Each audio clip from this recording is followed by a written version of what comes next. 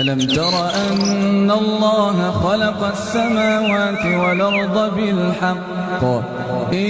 يشأ يذهبكم ويأت بخلق جديد وما ذلك على الله بعزيز وبرزوا لله جميعا فقال الضعفاء للذين استكبروا إنا كنا لكم تبعا فهل